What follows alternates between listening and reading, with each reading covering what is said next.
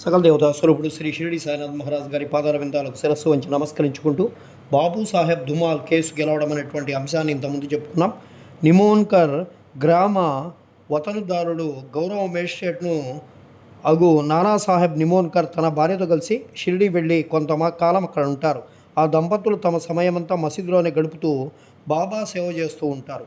బేలాపూర్లో ఉన్నటువంటి వారి కుమారు జబ్బు పడినట్లు కబురు వస్తుంది. బేలాపూర్ పోయి తన కుమార్ని అక్కడ ఉన్నటువంటి తన బంధువుల్ని చూసి అక్కడ కొన్ని దినాలు ఉండాలని చెప్పి తల్లి అనుకుంటుంది. కానీ బేలాపూర్ పోయి ఆ మరుసటి దినమే షిరిడికి తిరిగి రావాలని భర్త చెప్తారు. ఆమె సందిగ్ధంలో పడుతుంది. ఏమీ చేయాలో తోచలేదు. ఆమె దైవమగు శ్రీ సాయినాథుడు ఇలా అంటారు. బేలాపూర్ పోవుటకు ముందు ఆమె బాబా దర్శనానికై వెళ్తుంది. అప్పుడు బాబా సాటే వాడే ముందర నానాసాహెబ్ మొదలుగున్న వారితో ఉంటారు.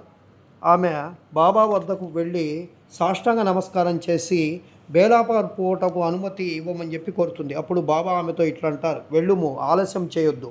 హాయిగా బేలాపూర్లో 4 రోజులుండి నీ బంధువులందరినీ చూసి నింపాదిగా షిరిడి రమ్మని చెప్పి చెప్తారు. బాబా మాటలు ఎంత సమయానుకూలంగా ఉన్నాయో మనం గమనించవచ్చు.